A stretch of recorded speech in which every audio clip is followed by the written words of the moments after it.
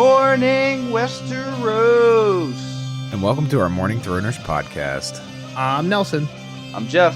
And I'm Kyle. And we're the fucking Morning Throners. And welcome back to another episode of your favorite Song of Ice and Fire podcast. We are your Morning Throners with John 7 on deck. Gentlemen, how are we doing? We finally got some, good action, maybe? I don't know. I don't even know if it's good action, right? It's the first, real action we've had since Blackwater, right? I guess Red Wedding was some action. Yeah, battle? I guess we had the whole Red Wedding, but that was kind of, one-sided, right? That wasn't, yeah. Exactly. Doesn't count when one party doesn't know about it. Yeah, exactly. So this was kind of finally some battle. I mean, things aren't going well, obviously, at the end, but... Well, they're going okay for the night's Could watch. be dead. Could be worse. Yeah, it could be dead. Yeah, so I guess starting us off where we left off, last John chapter, John had got back to the wall, right? He got shot by Egret, came back to the wall, legs banged up, meets with Aemon, but basically, Mance had sent people to attack all over the wall, right? Way west, way east. So Bowen Marsh, including himself, had sent a bunch of people out to all over the wall, right? So the only people left at Spread out to defend. Yep. So the only people left at Castle Black are, which wasn't well defended before. Now, literally all we got is old men, green boys, and cripples, right? Which is why we got Deaf Dick, we got Owen the Oaf. Literally pretty much everyone here is either really old, really young, or handicapped in some way, right? So Kitchen staff. Exactly. Back of the house, yeah. So it's interesting because even I was halfway through this and and I forgot where there's not a ton of super competent people on the wall anyway, but where are the normal people, right? The somewhat competent in battle. Didn't they take most of them? Well, I don't even know who's left anymore, right? Ed. Huh? Pip and Gren are here, which seems kind of weird, but I guess they fall under the green boy category. But Gren was north of the wall. Oh, yeah, he came back, didn't he? He's one of the few. That's true. Gren might have come back. A handful of them made it back from Craster's. They left. He might not have there. come back till after Bowen left, though. Maybe maybe Bowen would have taken Gren, but Gren came back after Bowen sent everybody out. We don't really know. I mean, that's also hey, man, some severely traumatic shit just happened to me. I probably shouldn't be going out again. Just yet. Yeah. But I don't know. I mean, all hands on deck, so who knows, right? Yep. So that's the important thing to keep note of is that we pretty much got cripples for defending the wall. The wildlings, I don't know if we have exact numbers. John does say he says about 60 Thens later. I think the total number is about 100. I think it's 80 Thens and then 20 of Jarl's men who were the wildlings, right? John makes this distinction between the Thens and the free folk because the Thens technically do kneel, right? Then Magnar means lord. So Magnar of Then is lord of Then. So all the Thens actually kind of are less free. But they still fall under Mance at the end of the day too. Exactly. Yep. So everybody kind of still kneeled to Mance. That's the caveat with these quote unquote free folk is that they still follow a guy. But yeah. So yeah, just kind of setting the stage. We got, and I think they only have 30 or 40 people at the wall. I don't know if we get numbers on that either, but it's less, considerably less than the attacking force, right? So they had and you said a handful of Molestown people, and then a couple of the girls got put to work in the kitchens and whatnot. So I was just gonna say everybody that could work kind of did what they could, right? That was exactly. But to Jeff's point about the Molestown people, that's where the chapter starts. These people are here because John, and that was in the last John chapter 2, he stopped there, traded horses, right? He got a fresh mount and told them, hurry up, get the fuck out of here. It's not going to be good for very long. So it seems like a lot of them did follow on John's heels, but John mentions there are just people who are going to be too stubborn to leave their home. And that happens nowadays, right? Hey, there's going to be a tsunami. Everyone get the fuck out. Some people are nah, I'll risk it, right? There's always people like that. That's just stupid, though. Come on. Get out of here. You're going to get killed. I agree, Jeff, but at the same time, some people don't have anywhere to go, right? It's also what do you mean? Hey, this is home. Come to us. You can go back once we win. You can go back. I mean, you saw what happened to Moletown. They can't go back. It was on fire at the beginning of this. There's people out, my dad, recently got, a house out in the middle of nowhere. And there's some of the people out there are so nice. They're all, country folk, super nice people. They'll come over and ask for a glass of water, 8 a.m. in the morning. But I've talked to people out there who are I've never left this county, and they're 70. Yeah, exactly. Those type of people, if you're yo, you got to get out of here, they'll be I don't know, I'll just wait it out. You know what I mean? Well, those again, types of people, it all depends. It all depends. If they're oh, there's one murderer on the loose, evacuate. They'd be no, it's okay, I'll defend my house. But if there's an army coming up the road, you probably want to. But I mean, do you know that there's an army coming up the road? Do you trust John? Trust the guy who is there closest to defend you. I mean, who knows John, right? Like, I mean, but to Jeff's point, he is like he's in black. Well, I guess he's not in black at that point, but I'm sure he expressed who he was. Yeah, I mean, I don't know. Come on, like you're dead. You are dead. You are dead if you stay. Like it's not like an if and thing. It's a you're dead. So go. Well, it's you're dead or worse, right? Because he's saying John. I think John even says like the women probably won't just get killed in Molestown, right? Bad stuff happening beforehand. Yeah.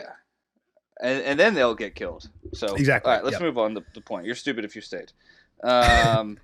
His leg's still banged up. Like obviously, he took an arrow through it, and they had to get it pulled out. So not a great situation for John's leg. It's been what, like a day or two since he got back? So I looked at this. The timeline says this is the next day. The last John chapter kind of ended with him falling asleep. I don't buy that like they got here, made this fake barricade. It's a shitty wall, but they made like a little wall out of like old stuff. They've been preparing. They made all these scarecrow soldiers, right? Like it seems a little bit too much for a day. That's where I was thinking, Kyle, 2 or 3, something like that. Relatively close. Well, they definitely come at night too, so it's like the full day, but still, I do know what you're saying. The way I, like, without having prior knowledge, it felt like 2 days. Because he was kind of like, they didn't come right away. Like, I don't see any evidence of them for a while. Like, it. Yeah, and again, like, the wildlings were close. John was expecting, like, we don't have time. This is going to be any day now. Yeah. So, yeah, it's definitely soon. So, like I said, we got all these cripples, old guys. What's, like, the strategy, right? Where we're not just lining up Dothraki style. No, so actually, if there was any time for you to have map time, this would be it. I need you to draw out. I mean, you're not going to have a detailed enough. Castle Black. Like, about the castle. where these towers are. Like, the barricade, was it in front or was it just in front of the stairs to the top of the wall? I think it was right in front of the gate. John says the barricade defended 2 things: the stairs and the gate to the north. Yeah. Right, the under the wall. Okay, gate. right. The under. Okay, so I think it's a very small wall that pretty much just goes as far as it needs to cover those 2 things. Okay, so I was like, are they putting it like when it said gate, right? Because there's no walls to Castle Black, so people are just kind of running all over the place. Like, did they make a barricade at the front? Like, try to make a gate type of thing? I don't think they even tried that. Yeah, it's hugged up next to the wall so that they can do their final plan. Yeah, just a semicircle. I see it as like a semicircle around the wall, right? Yeah. Yeah, and what I was gonna say is, like, to be fair, like their main objective was to open that gate, right? So like that is like, you got limited resources, you pull them where you know their goal is, right? Like. Yeah, and to your point, like the gate would be number 1, but number 2, like how did all of these 100 wildlings get over the wall? Through ladders, right? So it seems like getting to the top is almost as bad, right? If they get to the top of the wall, they theoretically could just drop some ladders over and we're there, right? I don't even know if that's I think it's more of that's where they're hiding, right? So like if they get to the top, then every Black Brother is dead, and like, you know, like that's really where I saw that coming in. I guess was to defend the people, and the one defending, or the part defending the gate was defending the gate, right? Yeah. So that's what kind of I was getting at with like what's their plan here. So there are a lot of people at the top of the wall, but they're like the people who like Aemon, like the really aren't going to fight it, or like the little girls and stuff from Molestown. Like they're absolutely useless because Donald Noy, so he's the one armed smith, right? He's the one in charge. He's not the one in charge. There's like some old guy in charge, but he's like that. In the last John chapter, basically we learned that the old guy who is actually in charge is like going crazy. He's like senile. So Noy is actually in charge. Noy sounds like a guy that should have been in charge too. He's getting shit done. Yeah. He's a deal doer. He has some skills. Yeah. This kind of goes back to Davos almost, right? Where it's like he didn't feel worthy for that job, but this guy's just some blacksmith, and he's pretty good at what he's doing here. And he's been there for a while, Nels. Like, yeah, he's seasoned on the wall. I don't know why he's on the wall, actually, because he forged Robert's Warhammer. For some reason, I thought he ended up at the wall after Robert's Rebellion because he was on the losing side. But if he forged Robert's Warhammer, he was on the winning side. So I don't know why he would have gone. Did it happen? He's one-armed, right? Yeah. Yeah. So I'm just saying, like, maybe he lost an arm and they're like, all right, like, you can't be our armor anymore, but go make shit for the wall. Yeah. We know your life sucks, or it's going to be harder, so we're going to make it even harder. Go to the wall. I don't know. Yeah, that's maybe. just how they treat crippled people. But he persevered. So yeah, I actually have it. So one of the quotes from John 3, Game of Thrones: "He done all the things John would never do, and then he was old, well past 30. He'd taken a glancing blow from an axe. Well past 30. It's old these days. He had taken a glancing blow from an axe that would had festered until the whole arm had to come off. only then, crippled, had Donald Noy come to the wall when his life was all but over. So maybe he just saw worth here. Yeah. He's like, I peaked already. Wall it is. I'm taking my talents to North Wall. Yeah, so it's cool. It seems like he wasn't sent here, right? There's not many like volunteers. Yeah, like exactly. There's no volunteers. There's like 7 of them. John. Yeah, John, Benjamin, Donald Noy, and fucking the guy who died in the epilogue. Gior. Yeah, and Waymar. Yeah, Waymar Royce. Yep. So one of the cool things when John's trying to figure out, like, okay, Noy, I want to fight. I'm not crippled, like, even though he is kind of crippled at the moment. Noy's like, dude, he can't. I don't know how walk. useful you'll be, but Noy has this line where he's like, you know what? I can take anyone who knows which end of the spear to use, and I think that's a cool line. The pointy like, one. Exactly. You teared up with that line. I got a little teary eyed towards the end of the chapter, but not at that one. Of course you did. So even though John can't hold a spear, he can't actually fight because of his leg. He's getting put on top of a tower. I mean, nobody's down there anyway for the most part. Like, that's really the defense, right? We kind of talked about the barricade, but it's just a bunch of dudes on tower tops. Mm-hmm. There's a couple guys at the gate. Well, there's some guys on the barricade, right? There's a couple fighters on the barricades, and then a bunch of archers, just kind of around piece. And then guys on the steps. Yep.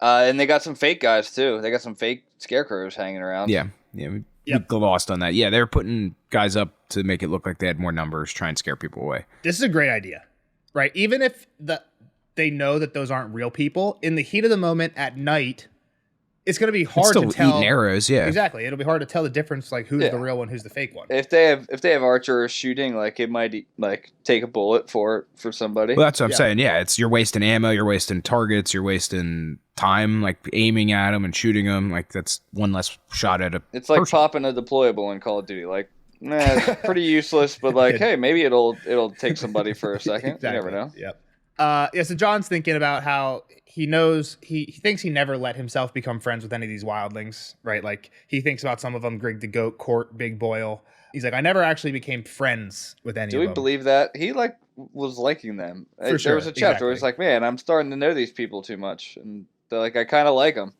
Yeah. And he admits there's one that I can't even lie to myself about. Like Egret, obviously, like I don't want her to come because something bad's going to happen, right? One of us is gone if she comes here. So he's like, I wish they would just turn around and go south. Like, go south, find a tower that you like, and just do your own thing. You know what I mean? Like, you're already here. Basically. I might as well say it now, right? Like, at least he doesn't realize it, but at the very least, he pulled them away from Bran. Like, so, I mean, he doesn't know that. That's but, true. Like, Bran was in a really shitty spot when we last left him. And, like, these guys probably were going to investigate. It seemed like that was the plan. There was somebody that said, like, isn't there shouting coming from that tower? Yeah.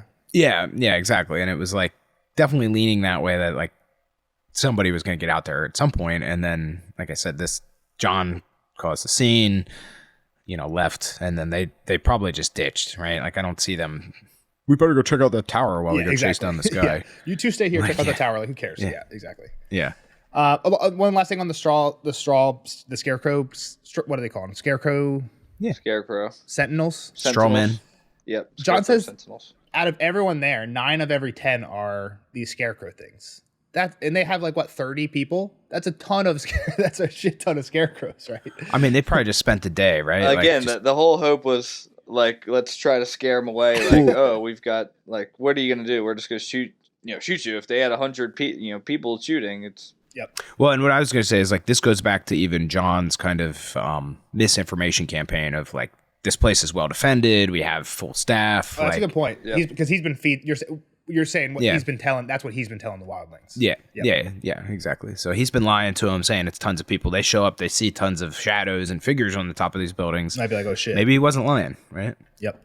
So I think at this point we're kind of at the point where John has got to his post. So he's on the roof of the King's Tower, I think. I believe so. Yeah. Which is the highest one, but it's not actually. But it's the highest one that they could stand on. Yeah, currently. The other ones are broken down that are higher, right? And it's in a good spot because he can see the barricade. Or falling apart, like the one's about to fall down. Yeah, and it's in a good spot. He can see the barricade and I guess the King's Road that they'd be coming up from. So he has an initial attack where they're coming from, and he can attack where they're going to be going to. So he's on the top of the tower. Who's he got up there with him? He says 6 scarecrows with him, but 2 real cats. He's got Deaf Dick Follard, old cat, and a boy named Satin that was a little whore boy. Yeah, I don't think they say it. They said he came from a brothel.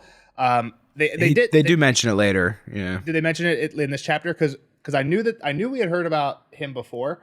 Right before John leaves to go north, like literally the first chapter of Clash of Kings. There's a bunch of new recruits coming, and he asks Noi like, what do they look like? And he's like, 2 rapers, a thief, a blind man, and a boy whore. Like he rattles off like a bunch of non-appealing like. Yeah. And John looks at Sam and they're like, they'll do. We did. So it's like there's like this sweet moment where like me and you were fuck ups too. Like, and we did all right. They'll do all right. So yeah. So page 753 in my copy, it says, John wandered through the dark with his crutch under one arm and the other around the shoulders of a boy who'd been a whore in Old Town. And that's like after the fight. Okay. During the fight. There you go. Because here all they say about him is he was born and raised in an Old Town brothel, right? Which might be like, oh, his mom was a whore. He could be the son of a whore. Exactly. But yeah. You son of a whore. But I mean, he's satin, right? He's supposed to be kind of pretty boy, soft. Like that's kind of the idea behind this. But he actually holds his own. He does pretty well up here, I think. Exactly. Yeah, he's got a plus KD. Yeah. Well, hopefully. Def Dick might too, but he doesn't make it to the end. Yeah. Yeah, I mean, it's all you have to do is get more than one, and you're positive, right? Exactly. Yeah. There's got to be a couple wildlings that are negative. Negative for sure, 100%. Yeah. Most of them probably. That's what I'm saying. All you got to do is get more than one. Yeah. Nelson would be negative. When do I respawn? All right, Nelson, give us the history lesson on why the wall is hard to defend from the south. Yeah, John had mentioned this before, and he had heard this story from. I think he had thought about it a little bit before in one of his previous chapters, but here he kind of gives the whole thing. Benjen had explained this to him, that over the centuries, certain Lord Commanders had kind of forgotten their vows and almost destroyed the Watch with their ambition. We got Lord Commander Runsel Hightower, who tried to bequeath the Watch to his bastard son. We had Lord Commander Roderick Flint, who tried to make himself king beyond the wall. Benjen also mentions Tristan Mudd, Mad Mark Rankfell, and Robin Hill, but doesn't say necessarily what any of them did, but that they all pretty much betrayed their vows for ambition. And he says that even 600 years ago, the commanders at Snowgate and the Night Fort went to war with each other, and when Lord Commander tried to stop them, they joined up against him, and the Starks had to come get involved in that one. And the Watch couldn't defend themselves because they have no wall from the south. So the gist is they're not supposed to take any part in any of the politics of what's going on in the south. So if they ever do, or if they ever make any of their own politics, we'll come wash you out if you try to do it. Yeah, they have no defense. Purposefully indefensible from the south. Yeah, and like, which doesn't make much sense to me, right? Because if I'm a Lord Commander and I'm about to do something stupid, my first command would be, let's build a wall on the south side. You know, you think they wouldn't notice that happening though? Like, I feel like that would take a while. The other Night's Watchmen, yeah, but like it'll take the Starks 2 weeks to get out eventually. Yeah. Well, I mean, there were cases of the wall defending itself, right? The wall is on the frag count. Oh yeah. The wall defends itself. It made it on the frag count. That's not what I was saying. I meant the other people on the wall or the other towers, but fighting amongst each other. Yes, the wall did. You don't mean the actual wall. The frag count. Correct. Gotcha. And I'm sure people from the northish areas would like check in every now and again, right? Or well, and like you said, one of the other towers showed up. Like this is also when it was more staffed, right? And that the north wasn't in shambles, so like there might have been some people up there, the Karstarks or somebody, you know, was walking around. Like I don't know history, the Game of Thrones history well enough to say that nobody could see them building a wall. That's all. So Noi's basic strategy, which is obviously smart, is like fuck this castle. Like they don't want the castle. They don't care about the building. They care about the gate. They care about the stairs. Yeah. And like I don't even know if they truly would care about the stairs, but they want the gate. Like I said, the stairs were for the people. That was my interpretation. Was like that is our defense. Like we're all gonna hide up there. We can get down somewhere else. Yeah. It's like Pearl Harbor, right? It's the bridge. Or not Pearl Harbor. I'm sorry. Saving Private Ryan. Yeah, it's a bridge. If they get to the bridge, blow it up, because we're screwed. So. Yep. Well, that's actually a perfect analogy because that's exactly what they do. They blow up the stairs, right? Pretty much at the end, but yeah, so. Yeah. I mean, it was kind of foreshadowed here, where they're piling all this lard and gas and stuff underneath. Flammable stuff. Yeah, lamp oil. Why would they do that there? I was thinking about that when I was reading the earlier part where they're talking about what they're getting piled up, and I was like, it isn't interesting that they note a bunch of flammable stuff under the stairs, like even earlier. Yeah, I mean, I kind of saw it coming. Yeah, I definitely didn't notice that, but I like on the second read through, I perked my eyes up because I knew what would happen. Right. Also, we normally don't talk about the show, and Jeff and I can get a little bit more into it in the spoiler section, but this is very different. Oh, I don't know.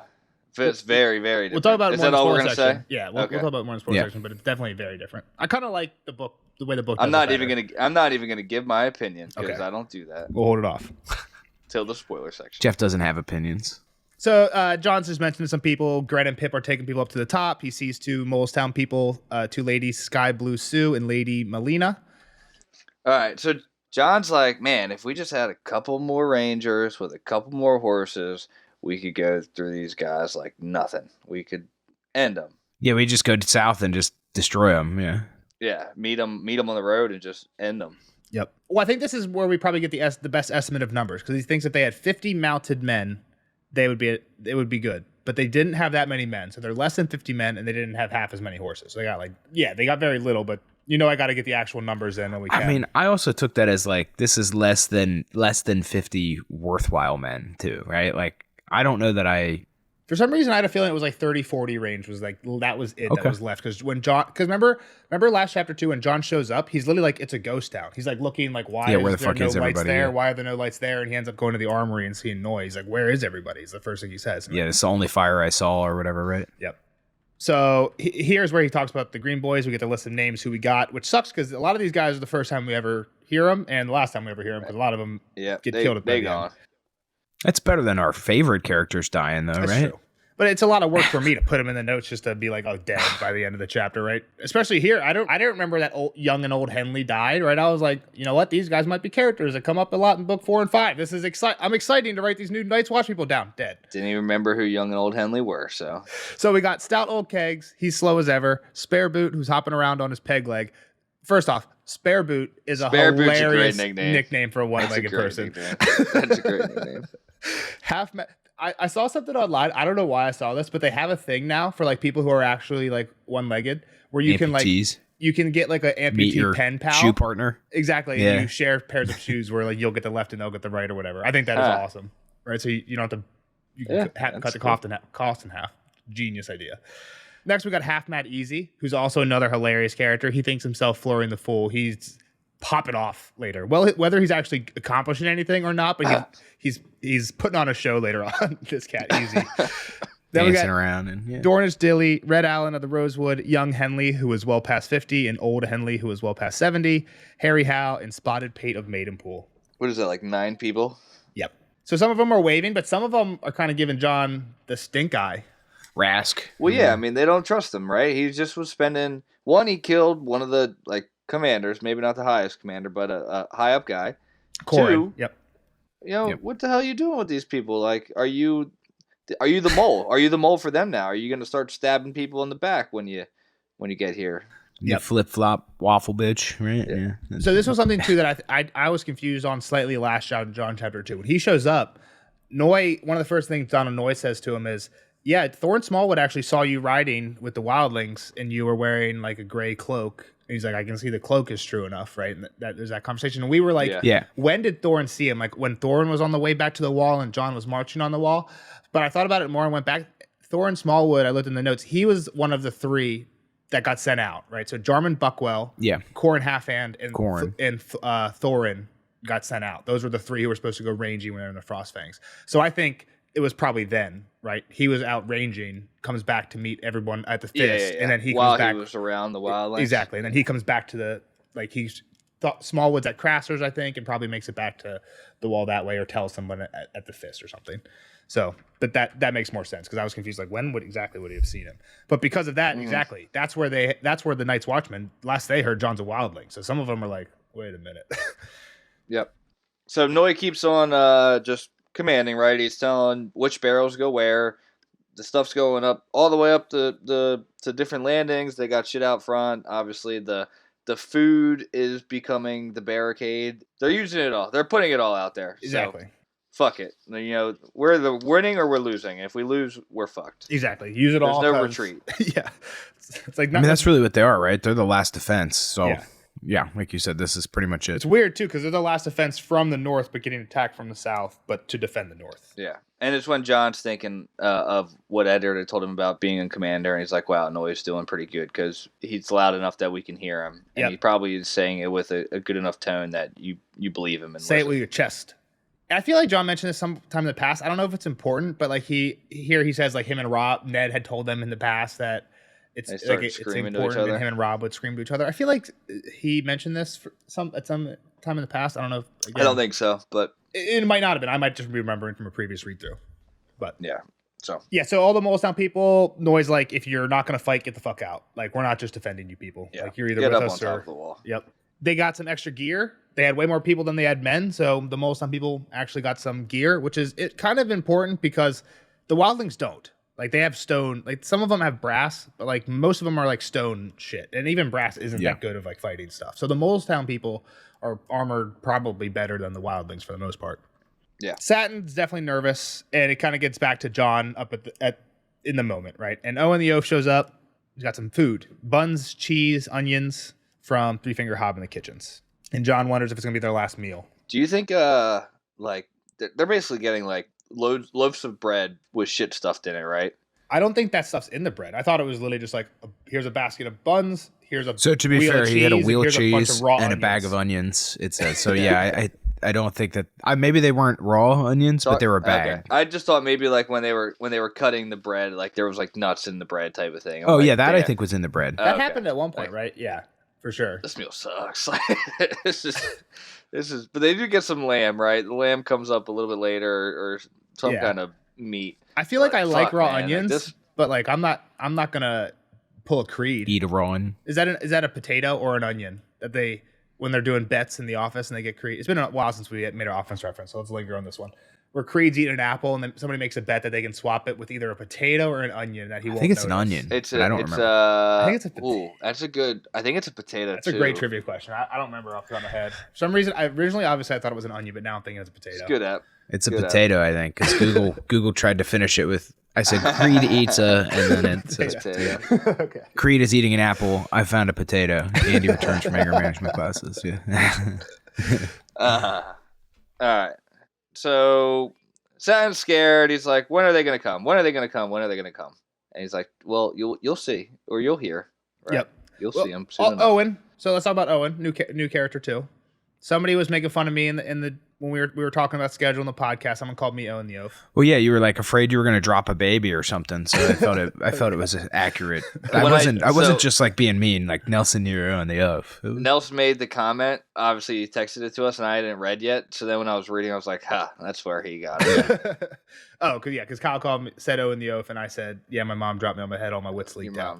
Which is what the explanation is here for Owen. So Owen seems like a good guy. Definitely doesn't have the best memory, kind of like 10-Second Tom from 50 First Dates, where it's like he thinks Robert's king, and John's like, we've told him Robert's not king anymore, but he still thinks Robert's king, so whatever. It's not even worth telling him anymore. So he's like, Robert's gonna come and save us now. yeah, we got more important stuff to do than get Owen on the right page. So they're moving on. He seems like what was his name, Big Tom or whatever. He's like Small Paul. I even sent him a bird. Yeah, Small Paul. There you go. Yeah. Yeah, he's like hyped about this bird almost. Yeah. Is this where John thinks about all, because Aemon has been sending birds, which kind of goes back to the last Davos chapter, right? Yeah, we hear that Maester Aemon's just been sending bird after bird everywhere south, and he's sending them like to every king and basically every like local name house lord type of thing, like the all Northmen. The big ones for sure, like all the seven kingdoms, Martell's, Tarly. Yeah. Tyrell, but then I'm pretty sure houses. Maybe the second biggest, like Bolton, White Harbor. Then he goes to all the north ones. That's what I'm saying. He named every north. Yeah, all the north got two. Yeah. Like even if like somebody in the south, like it's interesting. Like if Davos and Stannis wanted to help, like they're not that close, right? So they wouldn't get there. Yeah. No, they wouldn't get there in time. So yeah, they're like, this is not only like it's not like some people who could get here to save us in time. So I'll go through the list. All the northern houses, we know most of them. Some of them were new. House Umber, House Bolton, House Kerwin, House Tallheart, House Karstark, House Glover, House Mormont, House Locke, House Flint, House Manderley, House Dustin, House Risewell, and then even some of the mountain clans, the Littles, the Burleys, the Norries, the Heart of Clay, and the Wolves. I wish I remember off the top of my head. I think it was Little when Bran's going north. Remember, he meets one of these clansmen in a cave. Right, and he gets some news on like what's going on. Talk about the Boltons, bastards. Yeah, I don't bastards remember men which are doing shit. name was. I think it was Little, but they're the people who live in that area, right? The really mountainy area that they went through, which is why they're not even like houses. They're like clans. They're like, I'm guessing way smaller. I don't think we ever actually in the book see too much about them, but I'm guessing they're just way smaller in population because there's not as much resources. But they're all getting invited. Hey, if you got people, send them now. Wildlings at the gate. North is in danger. Come with all your strength. Oh, they ain't fucking coming. So let's get to this battle. Yep. John's like, if they do come, it's not today. They're not gonna be here in time for this one. Yep. So they're barred up, right? These 3 cats now are together for the fight. Yep. Nighttime. Owen comes again with some more food. Yep. John has sat and light a fire and filled a kettle with oil. A little foreshadowing. Yep. It's a good thing that they did that. And John takes a little walk to get his leg a little loosened up before shit kicks off. Well, he goes to bar the door, but yeah, he's like, man, I shouldn't have went down. Because it sounds like a ladder, right? Like, I don't know. It's a trap door at the very least. So maybe it's steps, but... Yeah. I'm going to say or it's a really tight spiral staircase at the best. Yeah. Nah, they ain't got that shit at the wall. They got straight stairs at the wall. I think it's a ladder. But I mean, like, how the hell did he go down a ladder? Yeah. I think you could I've done a ladder. One-legged? Come back up it then after, too? I don't know. I'm trying to think. I guess I had, like... I've been in, like, a foot cast before that you could still put weight down. I feel like you could come up it with mostly arm strength. You got to do, like, a half pull-up, and then your foot can get on the... Your good foot can get on the next rung. Yeah. Just hold your own weight and move your foot to the next rung. Monkey bar yourself. With a crutch in his hand, too, you know? You got to throw that shit down. You let the crutch up top. Yeah. Yeah. So, John does wonder about Ghost here. Right? Thinks about Ghost and Egret a little bit. He says, thinking about Egret's madness. Like, I know what's about to happen. Yeah. He's going to... Do you think... I mean, we don't... He doesn't say that he sees her, right? Or does he? He does see her at one point. Yeah, for sure. He sees red hair. He does have... And he's got one in the chamber. We don't know if it's her. I'm treating... We'll get there. We'll get there, but I treat the red hair that he sees as her. Yeah. Come on. The same boat. She's the only one that we knew that was... He definitely thinks it's her. I forgot that for a second. I think the line when they first show up is cool. They came in the night, of course, like thieves, John thought, like murderers. Yeah, and then there's like how deep are we getting into this battle? Like they're just kind of shooting shit, and people are running around and setting shit on fire. I think that's about what we need, right? Like that's about it for a long time. So Satin's nervous at the beginning, right? Let's talk about the people. Satin's nervous. Dick's holding his own. Dick's been here before. Dick knows what he's doing. Yep. I think there's a cool quote that he thinks about from Theon, where when John's either like getting ready with his first arrow, that the boar can keep his tusks and the bear's claws. There's nothing half as mortal as a gray goose feather. Talking about like obviously the fletchings on the arrow, which I think is just a kind of a cool Theon quote. Yeah, and we know Theon was an archer, right? Like that was his thing. Save Bran from the is his wildling. thing. Yeah. Yep. So yeah, they start fighting. People are running up. There's people running from the tower. At one point, John notices Big Boyle. Yes. And he sees Big Boyle get shot by Mully, who's just another guy who's on another tower. Shot in the leg. But Big Boyle comes up later when John's like surveying the carnage, and Big Boyle's alive. I actually don't remember what they do with the survivors. Like with the prisoners? Yeah. It doesn't seem like they're in the best shape to be like, let's keep a bunch of captives. You know, you know what I mean? But if it's like unless there's like a dungeon or something. But I mean, we saw John was locked up somewhere, but it wasn't very secure. They have ice cells. That's where they put the when they brought the dead bodies back in book 1 that came back to life. They put them in the ice cells, but they didn't lock them up because they were dead. But they put them in there to preserve them. Okay. So they have some type of cells, but yeah. So yeah, they're popping off. I have the frag count at the end. Satin gets more excited. He like actually shoots someone, right? He sees it and he's like, "Oh shit, I did it!" Like, bam! All right, reload, bull. Yeah, John's like, "Do it again." Like, yeah, the one is hardly going to help us. You need to maintain fire. And then people are around them, right? So they're starting to wildlings are setting fire to the towers. Yeah, they're burning shit as they're running. Yeah, they're crashing through some of them too, like opening the doors. Yeah, and I don't know if this is the time where Deaf Dicker dies, but he's got to die soon, right? I know they kill some wildling at one friends. point. Yeah, there's people in the armory. I think it's in the armory. He like stands up to take a better shot, which is really stupid. Yeah, there's people climbing on the armory. He calls to John. I think he calls to John like, "Hey, let's get these guys." Yeah, John on the armory. Yeah, he hops up on something and he takes one. He shoots, misses, or whatever. He takes one through the neck or something. He falls, even if where he gets hot. He didn't make a noise when he fell, and he fell far. So if the arrow didn't kill him, the fall did. And John 100 feet to the yard below. Yeah, and this is where John sees a little flash of red hair. So, I mean, She kicks a bucket at the end of the chapter. I'm giving her the frag. Ygritte makes it on the frag count for killing Deaf Dick, right? This is Ygritte. Gotta be Ygritte. Yeah, it's gotta be. Supposed to be. Even if it wasn't, it is in my book. Yep. No one's telling me it's not her. So John like thinks about shooting, but she hops off real quick. Like it's hard to tell if John didn't have time or he like hesitated. Like it's hard to tell. I don't think it's made clear. You guys look at the actual text. You might be able to tell me, but I think the next main thing is they start attacking the barricade. John calls Satin over to the north side. Well, the Thens finally show up, right? He noticed earlier, he's like, these are the wrong shields. Like, that's not the Thens. That's a good point. It's the wildlings. Yep. There's like using the wicker shields. So then the next thing that happens is 50 Thens come up the King's Road in a tight column. Their shields held above their head, and they're kind of swarming, and they're going straight for the door, right? Like, yeah, they go straight for the barricade. Yeah, this was definitely their plan. Was like, hey, you guys go in, cause a ruckus, some mayhem, and we'll spear the door like in the mayhem, in the ruckus. Yep, that's the way I pictured it at least. But. And then is that about here is when someone comes up the hatch, right? Satin's like, what are we supposed to do? There's so many of them. And John's like, kill them.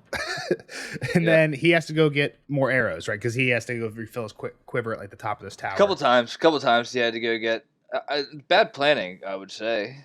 Yeah, just keep them all where spread out some more arrows. But they have moved to a different side so that they can shoot at the barricade now. They got like two main spots. Like, I don't know. I feel like they didn't prepare the one spot well enough. Makes sense. And it was their first spot. I don't know. Like, you would think that Well, no, by now they moved to the north side. We got to go. They moved to the side. Well, yeah, because they're shooting into the gate, right? Like, they're like, hell, this is awesome. This is a shooting gallery. We have perfect shots on these guys. Yeah, so people started to come up, and they did have a defense for it, right? Long Claw is the first one. Right to the face. Yeah, right through the guy.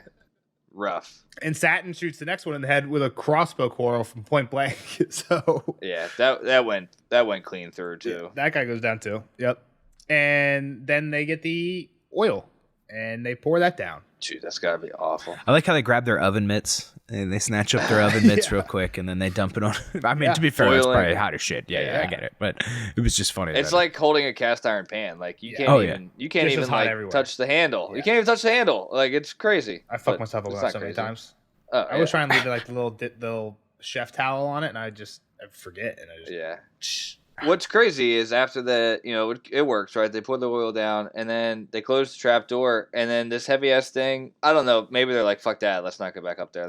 They're ready for us, But nobody tries to like knock this. I mean, you walk in there, and there's like 7 dead dudes at the bottom of the ladder. Like I don't know, right? Like for sure, yeah.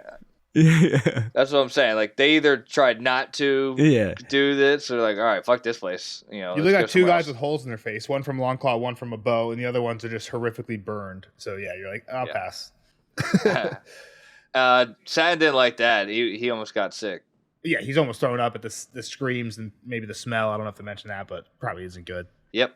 But they get back over and they start shooting at towards the barricade again. Well, no, things have changed, right? So like everybody's like everything's broken essentially. Well, he's like, we only stepped away for a minute, but we came back to a completely different scene. Like things were holding when we walked away, but now like everybody's scrambling up the steps. Nobody's falling back to like following their plan to fall back to the wall and the. Yeah, you're saying that all the Night's Watchmen and Molestown people are like, fuck this, and they're out. Well, it's mostly the Molestown people, right? Yeah, like it's this kind of goes back to that whole sellsword discussion we've had like years past when we talk about them in the fights and like their morale is much easier to break, right? Because it's these Molestown people, like I don't give a shit. Like, I'm not trained for this. I'm going up like later. I feel like someone says at one point about sellswords, which I think is like the best description, is like they'll kill for you, but they won't die for you. Right? Yeah, which is like, exactly. That's what we need right now. Is we need someone to die. Like people are gonna have to die to defend this little barricade. They've had enough. It's also kind of weird. Like Donald Noy they have the blow up the stairs trap, right? Like these people are sacrifices. Yeah. You should have been able to get more people up the stairs. I'm just saying, you can't put no one to defend the barricade, or it looks really suspicious. But like, sure, there should be some type of evacuation plan to save as many as possible, or you'd hope so, right?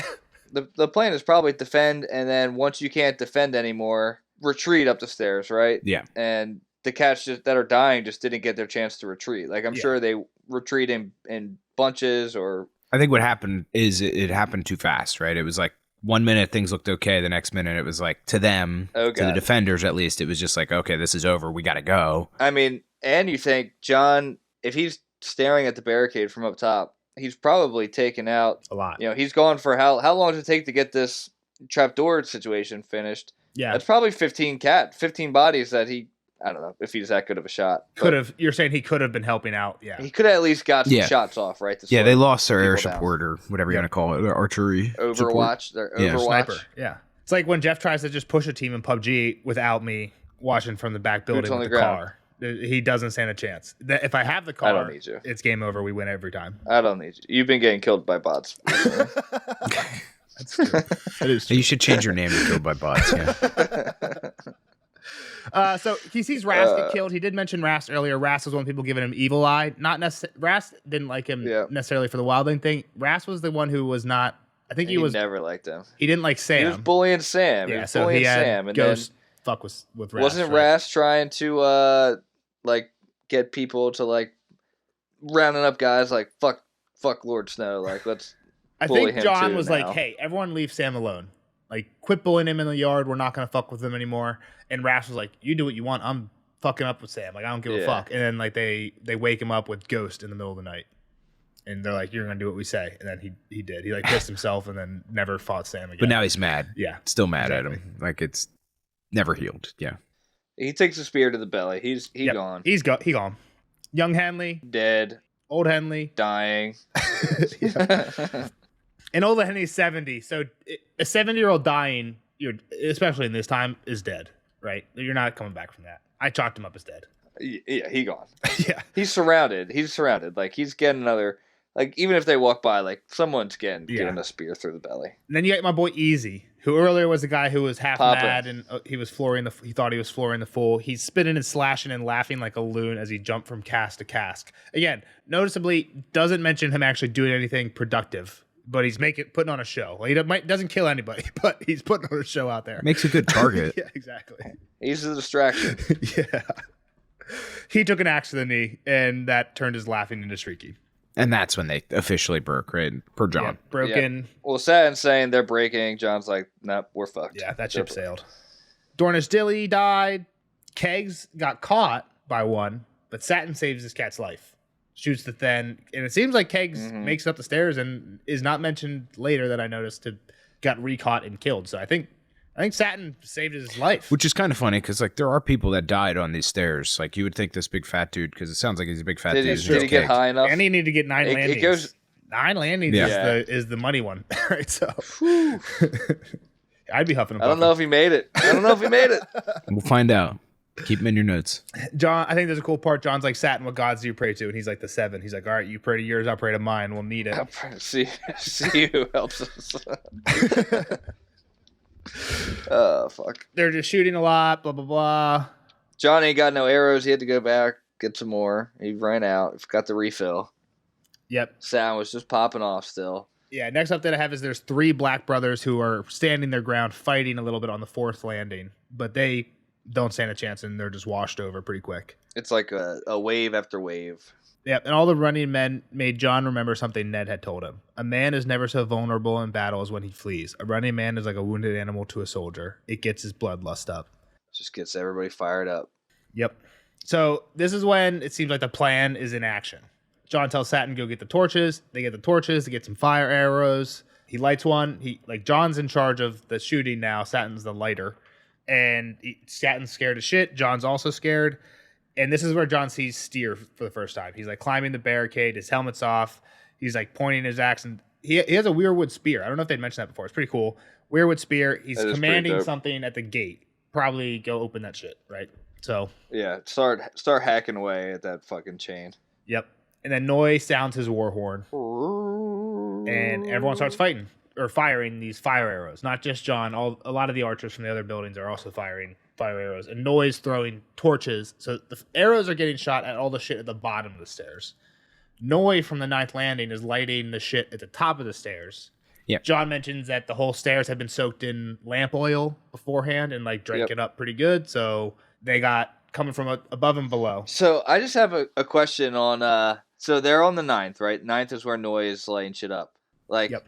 What is the structure that's holding Well, they said there were logs mounted into the ice. Yeah, they have trees. Yeah. Almost entire trees and these pegs and then the landings. So it's to me, it's believable that you could lose like half of it and the top part isn't affected that Like much. the stairs might not be that secure. The landings each are like studded into exactly. The ninth landing is not being supported by the eighth, which is supported by the seventh. Yeah. They seem like they're each like their own pretty solid deals.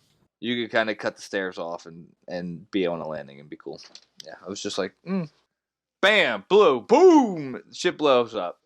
Everybody's dead. Yeah, they light the rope from the middle and the bottom, right? Oh, yeah. Trapping these dudes. Someone want to read the quote? Wind and fire did the rest. Wind and fire did the rest. All John had to do was watch. With flames below and flames above, the wildlings had nowhere to go. Some continued upward and died. Some went downward and died. Some stayed where they were. They died as well. Many leapt from the steps before they burned and died from the fall. 20-odd thens were still huddled together between the fires when the ice cracked from the heat, and the whole lower third of the stair broke off, along with several tons of ice. That was the last that Jon Snow saw of Stir, the Magnar of Thenn. The wall defends itself, he thought. Yep. So, I mean, how many frags does the wall get for this guy? I mean, it definitely 60? confirmed kill. It confirmed killed. I mean, how many does the explosion get? Jon saw 60 when the men were breaking. I mean, did I don't know anything that actually that's how blow that up? works. Did anything blow up down below, or did it just catch fire? I think it was. There was no blow ups. There was no blow up. It just lit the bottom. You might of have the had stairs. like one of those like poof, like one of those like poofs where it catches really fast. If you have like a bunch of oil, but it's not like an explosion. Yeah. Nobody died from the blast. I mean, you're not going to give the staircase deaths or kills for killing the people on the steps. I mean, maybe you give the wall the 20-odd thins that were huddled together, but The steps are part of the wall. I mean, but the wall didn't do anything. The guys did that, right? How many does fire get? Yeah, So exactly. there's 20. I think The wall gets at least 20, right? Because 20. if you want to give it 20, that's fine. I think Noi gets them all. It's his plan. No, he gets them all. I'm giving 20 to the wall. Okay. So the wall defends itself. Jon says, okay, I think it's time we go down now, right? Like, that's pretty much it. Let me go find my girlfriend. Yeah. Yeah, exactly. Pretty much. Yeah, I need to look for somebody. That's what he says. Exactly, yeah. Yep. Some of the buildings got burned down. Stable, common hall. And the fire's still raging. Yeah, there's still fires for sure. You mean specifically the fire on the stairs is still going. So yeah, they lit it at the 9th, but it seems like it's still going up and sections are falling off, right? So the part that was drenched in oil went pretty quick. But like now we still have this fire on a wooden stair situation. Did the 9th get and they had to run up, you know. Yeah. Was the elevator at the top? Did they keep that up the top? That's a good point. You know, I assume they did. They didn't really mention the wind. There has to be another stair that they had planned to come down, right? Like, you don't. Well, they have stairs at every tower, right? I guess that's what I'm saying. It's like they knew where they were. They had a second part to this for sure. But you don't want to have Aemon walk to the closest tower down. Yeah. Well, I think they have a winch, right? Yeah, they did. They do. That's what I'm saying. Like, if they kept the winch at the top, you know, you hope that like it's probably chained, right? It's not like fucking rope that would have burned, but. Yeah, the rope would just crack and break probably in like the super winter up at the north. At some point, cold. Yeah. So he goes around, looks around. I think that's cool. There's a part where he says the air is full of ash and ice crystals. At first, I didn't think anything of that, but then like the whole series is called The Song of Ice and Fire, and that gave me just a Song of Ice and Fire vibes. Ash and ice crystals, right? So he sees some of the dead wildlings he knew: Court, Stone Thumb, a bunch of Thens. Big Boy is where he finds Big Boil, but Big Boil is actually still alive. Again, will he stay alive? Who knows? But Mully doesn't get the frag for that one yet. Then he finds our girl, Ygritte. Got an arrow in her chest and a patch of old snow beneath the Lord Commander's tower. Ice crystals on her face made her look like she had a glittering silver mask. And Jon is glad it's not one of his arrows. He noticed like the fletching is black or not gray, different fletching, right? A black arrow, and it was white goose feathers. Duck. I think his were gray. Yeah. His were gray goose. Yeah. But he still feels like it's him. He still feels guilty. And when he kneels next to her, she opens her eyes and she asks if this is a real proper castle. And he's like, yeah, it is. And she's like, good. I wanted to see one before I. And he's like, you're not gonna die. Well, Aemon's gonna fix you up. Don't worry about it. And he's like, look at your hair, your red hair, kissed by fire. You're lucky. You'll be fine. You're lucky. And she just smiles at that and asks him if he remembers the cave and says they should have stayed in the cave. She told him so. And he's like, we'll go back there. You're not going to die. You're not. And she's like, you know nothing, Jon Snow. Cups his cheeks. She sighed, dying. We should have just read that. We could have just read that. I had it as a quote, but I didn't want to cry. I don't want to cry live on the podcast, so I skimmed over it. Oh, gosh. So I did go back and get the quote from when she did tell him that they should stay in the cave. Jon Snow, she told him when he spent her seed inside her, "Don't move now, sweet. I like the feel of you in there. I do. Let's not go back to Styr and Jarl. Let's go down inside and join up with Grendel's children. I don't want to leave this cave, Jon Snow. Not ever." So when she's like, we shouldn't have left this Fuck cave. all this. That's what she told him. She told him not to leave. So, sad ending for sure. Yeah, let's get Kyle's thoughts. Kyle, thoughts? Yeah, I mean, I feel like I've been wrong on a lot of these predictions lately, and I just want everybody to live. So I think. Did you make a prediction about this? I forget. Yeah, something about them meeting up, but I don't remember what it was. I meant more of like, Catelyn living and stuff like that. At one point, you had mentioned that maybe she was pregnant. I remember, but I don't know if that was a serious prediction. Yeah, it seemed like she was, but I don't know how that's going to happen if she's dead. I think you thought of that because like Jon always compared him and Ygritte's thing to like Ned and whoever his mom was. Right? Yeah. So he was like, "Is this gonna?" You were like, "Oh, is he gonna have a bastard like the same way and like make it a more of a parallel?" If I remember correctly, that's where that was coming from. Yeah, I think that's fair. I'm going to have to say goodbye to the non-spoiler babies going nuts. But Kyle, give us a great wrap up where we're going next with the wall. And I'll see you next time on Brand something. All right, I'll see you guys. Bye, Jeff. Good to hear, baby. See you in a spoiler. Later, nerd. You have anything else to say? I mean, I don't really know where this goes, right? Like, Mance Raider's got to be coming from the north at some point. Some of these people have to be coming back as well. So I don't know, man. This is like so. When you say some of these people have to be coming back, you're talking about Night's Watchmen who have gone. Like some of what's his name? Bowen Marsh's people. Yeah. Old yeah, Pomegranate. Yeah. Yeah, and then like, what about like, isn't Janos Schlint supposed to be up here somewhere? Yeah, he got sent to the wall. He got sent to Eastwatch because he went to Eastwatch because he got sent by boat. Okay. Whether he goes to Castle Black or not, I don't know if we know or not. I mean, I feel like there's probably gonna be more attacks along the wall. Well, I was gonna say I was kind of talking about this in the Davos chapter of like something has to change, right? Because currently the only person with an army is the King's Landing. So maybe these people breach the wall and like the South is forced to fight together. I like that idea, but I will say last time that I think there was a mention, I think a council chamber where someone's like, "Hey, Tywin, Mance is coming," and Tywin's like, "Good, fuck him." Guess who Mance who has to go through first? Yeah, but now there's nobody up in the north, right? Like there isn't much up there, so I don't know. Yeah, I don't know. Like all the defense is gone. It was a little different when like that was before Rob was like up there. Like he thought that the Starks were gonna have to deal with it. Yeah, but now it's like we got some Greyjoy, some Boltons. Like it's a mess up there. Yeah, maybe. Yeah. So I don't know. That's. I mean, like I said, I don't have a good one on this. I don't really have much direction for this other than that. So that's where I'm going to stick with my prediction on that. For Bran, I mean, like he's supposed to be going north, right? So maybe he's going to come in and see this and meet Jon. So that'll be my. Well, that was kind of what I was gonna. My very pointed spoiler was Bran kind of wants to go meet up with Jon.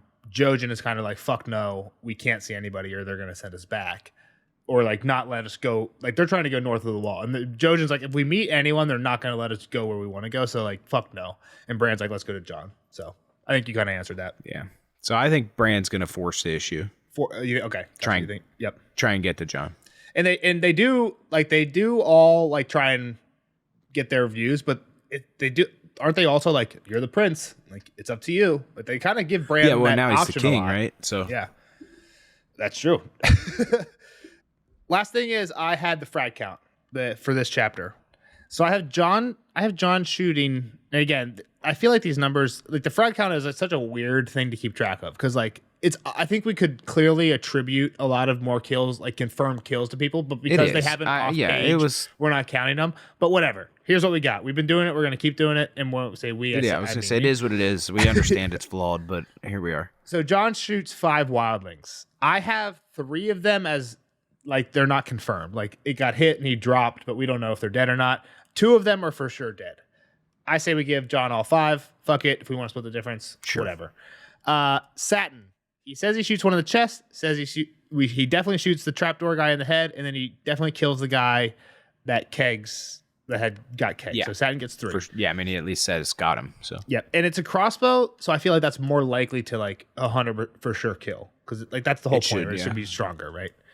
Yeah. I had originally given Mully 1 when he shot Big Boyle, but we see him at the end. We know Big Boyle lives, so yeah, that cropped off. there's a point when Jon and Satin shoot the same guy. Like Jon says, like mine came through his neck and Satin's came through his chest or something like that. Do they each get one? I don't care, man. I'm not going to argue over that one either way. So you either give them half or you give them each one. Well, we could split it this way because Jon and Satin pour boiling oil over a unknown number of thens. Yeah. More than one, though. So at least two. I would say 3. I say if we split the 4, the combined shot and the 3 thens that get killed with oil, they each get 2 more. Sure. Wall. Well, we said on 20 wildlings, the wall defends itself. It kills everybody when it falls. For wildlings, I have started doing like if there's like a clearly obvious group that is killing people, I've been like counting them like the others I think I have for like killing Small Paw and killing Waymar Royce now. So like we don't know if it's the same other, but we'll count them. Here I have wildlings killed Rast, Young Henley, Old Henley, Easy, Dornish Dilly, and then the 3 Black brothers who held their ground. Those were like the confirmed kills. That sounds right. Obvious they killed way more than that, but those are the confirmed ones we have. Yeah, I mean, this is within our parameters. So yeah. And then last one I gave Ygritte the death stick kill because it's not confirmed. It's a red haired person, but sure, I think that's fair too. So yeah, big frag count update this one, which I mean, big exciting chapter. Which is funny because like like I said, that was finally some action. It's always funny because like we say it's like the action, but then like when we get to it in the podcast. The action is what we never talk about because like it's like because it's really hard to like you'd have to read it line by line, right? And if like he stepped up here, he turned to the right, he let this go. Well, it's also just not as interesting to the story. Like it like we didn't really miss much by saying and then they fought, right? But like I feel like we do miss stuff by not mentioning like a Rob quote or like the Ari conversation thing, right? Yeah, so but that's fair it. enough. Gotta linger. We'll let Kyle go, and then whenever Jeff gets his baby calmed down, we'll see you guys in the spoiler section. See you on the next one. Bye-bye. All right, later, nerds. Spoiler alert! Spoiler alert!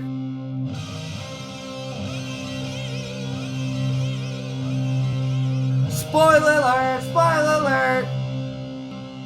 Bye, Kyle. Bye, Kyle. Thanks for hanging out with us. See you next time for Bran 4. Nels, what are your hot takes for John 7? So the first one, Owen the Oath comes up. He says... Maester Aemon sent a bunch of letters to King Robert. Don't worry, the king's going to save us. Well, King Robert doesn't save them, but King Stannis saves them. King Stannis saves them. From the attack from the wall, from the north. And that reminds me, I guess we could talk about the show, right? I think, what's your take? Give me your opinion. Who does it better, the book or the show? And I know you've only got half of it. You've only got half of the book one. But I feel like you're going to say show. I don't remember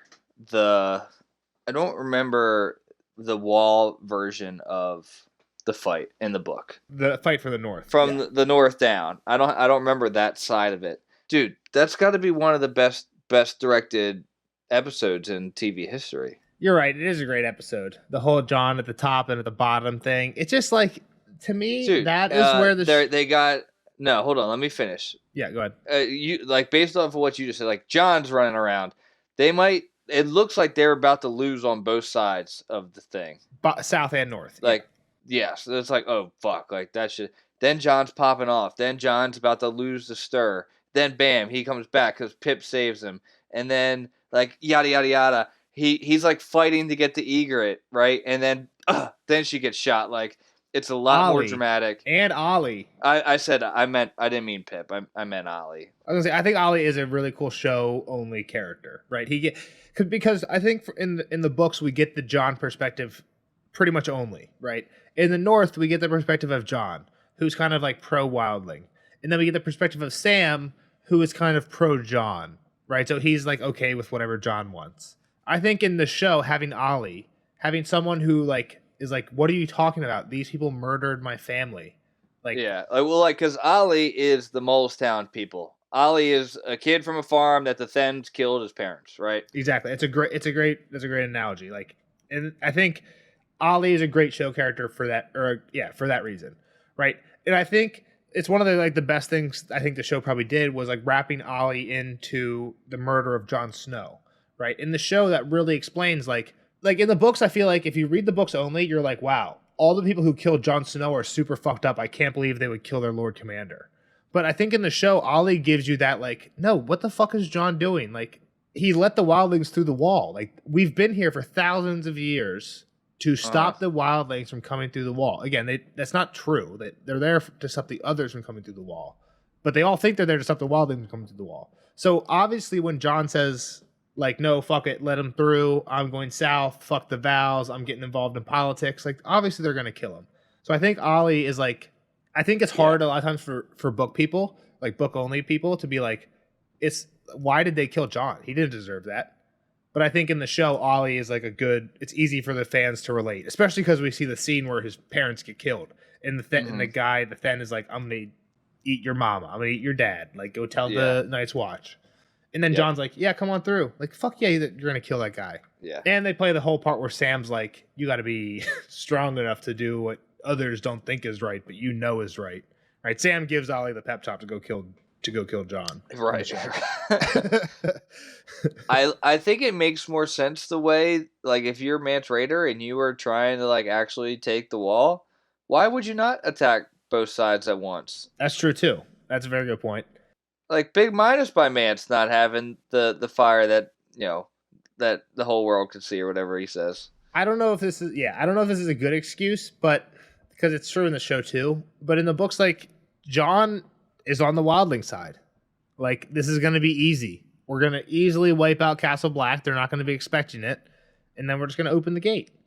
Right? Like, there's no need to attack both. It's not going to be an attack. It's going to be, we just show up and slaughter them because they're not expecting us to come from the south.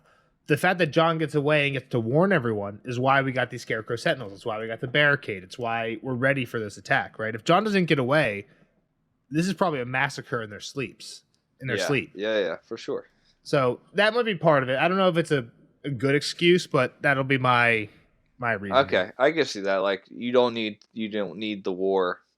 You don't need the battle if you could sneak up on them. Yeah, exactly. I guess the next thing for the show, and I haven't actually reread this the Attack from the North Jon chapter in a while, but I think it's pretty dope. Like, I think this is dope. I think getting to meet Satin is cool. So, trivia question: why is Satin? What did I talk so much about Satin? What happens with Satin in the future? Jon becomes Lord Commander. Satin becomes his cupbearer. I have no idea. Yeah, exactly. He becomes his the steward. Satin is to Jon as Jon was to Gior. So it's kind of cool. We see a decent amount of Satin. He's the next Lord Commander. We don't know. We see a decent amount of him, like, coming forward. When Jon wakes up from his death and he says that he already served, it'll become Satin.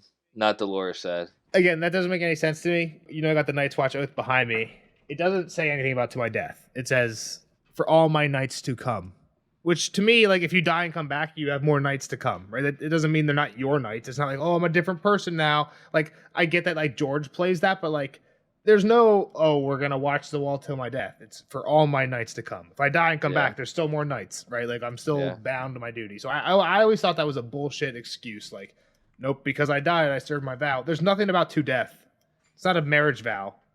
New life. This life didn't make that vow. Right, if this was a marriage vow, to death do us part, maybe Jon has an excuse. Like, all right, see you later, Val. You know what I mean? If him and Val get married, then he dies, he comes back, see you later, Val. But, like, nah, it's not. You're still a Night's Watchman, like, forever. Okay. I don't think it'll end up being like that. Like, there's the Robb Will thing. Who knows what happens? Bran's gonna be like, I'm the three-eyed raven. I can't be king of anything except for the. He's actually a zombie wolf, and he doesn't care about anything, and just eats somebody. He becomes a werewolf, basically. I don't know if you saw it, but me and Blackfire and Morgoth were talking in the Discord about Jon coming back. Like, does there need to be a sacrifice? Like, it's kind of weird that Barrett comes back without sacrifices, but, like, Drogo seems to need a sacrifice to come back. And when Cat comes back, Beric dies to bring Cat back, but Thoros just brings Beric back all the time for free. All right, that's all I got. Anything about the Attack from the North? Anything about Ygritte? Ygritte's death is a lot lamer. I mean, she's already. I mean, I guess it makes sense. Like, unless Jon actually witnessed it, like, what could you do? Better than her. Like, I'll tell you what. It's better than her having the staircase falling in on her. Yeah, I wonder. Like, is the whole nothing Jon Snow the entire time just a setup for this? It's just kind of pointless. I don't know. Like, is it just a setup for her to be able to say nothing when he says you're gonna while live? She's dying? Like, it does hit. Like, it kind of hits, but it also feels like, a little overused. It doesn't hit. It only hits for you because you're a little bit different. It hits, but it feels a little overused, like how much it's said, if it's literally just for this line. She says it too much. She says it too much. Like times where he like does in the show, know. and it might happen in the books too, I don't remember, there's a point where Melisandre tells Jon, you know nothing, Jon Snow. If it comes back up again like that and actually ends up meaning something, then I'm all for it.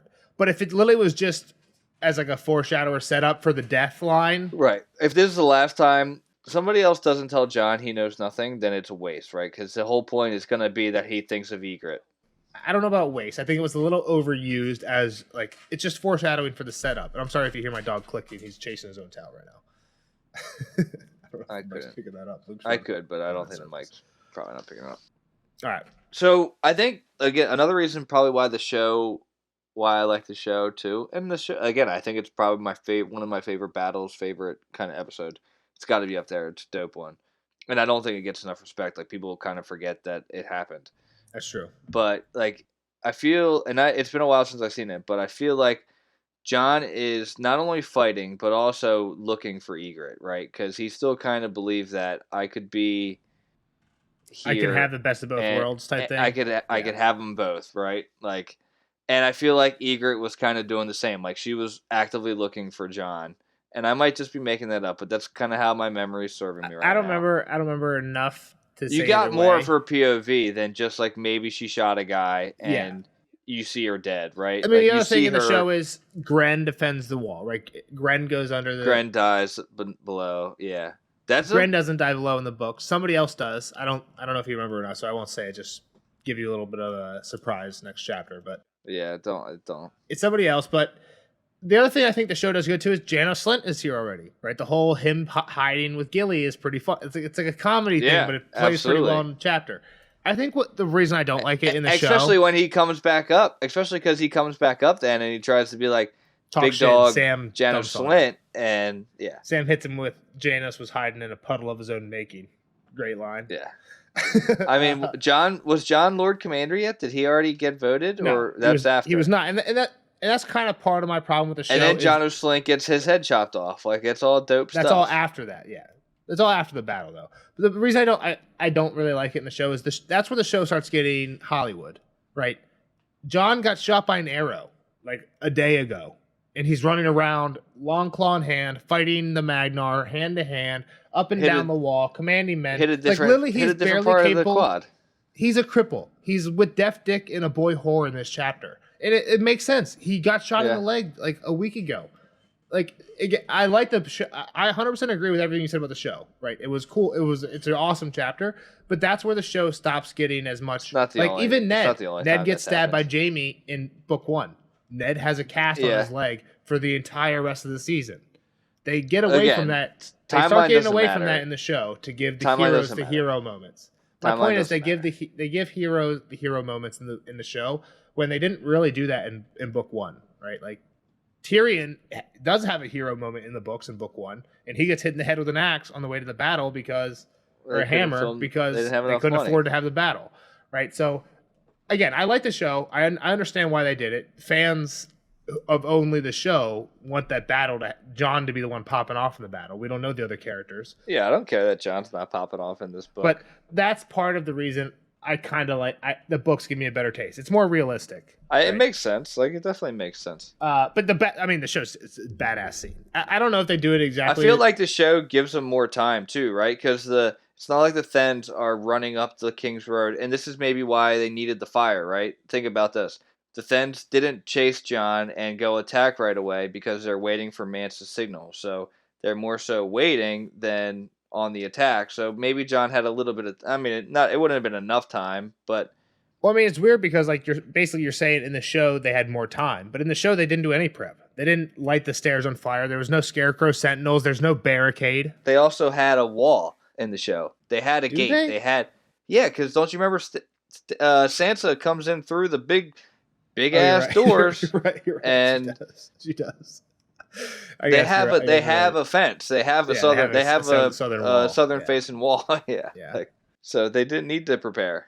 I like them both. I do like the stare trick. It seems like a cool way to win the battle when you're super underhanded. I'm just giving you an excuse of how Jon got a little bit And he maybe took a little bit of milk of the poppy. He's popping off.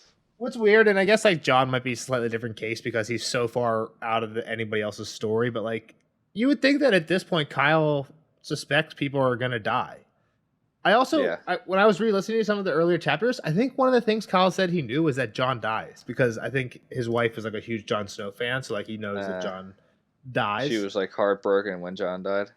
I guess he knows if John comes back because he saw season 8. But like, if by this point he should expect anyone can die. If he knows John could die, this to me is like he should be on the edge of his seat. Like, is John gonna live through this? Now again, I think him knowing John dies might be one of those things that, like we talked about, that he forgot because it's been so long. It's not in pop culture. He never actually saw it, right? So he forgot. I don't think he's like actually anticipating that. He just never mentioned it. So yeah, his wife's not sitting at the dinner table waiting for next week's episode, like worried if John's alive or not. Exactly. It's not water cooler talk anymore. Yeah. Yeah, but that was it. We were just beating around the bush there, filling air for a little bit. But I ain't got nothing else. We'll see the rest of you guys next time in Bran 4, which is Bran goes to the Night Fort.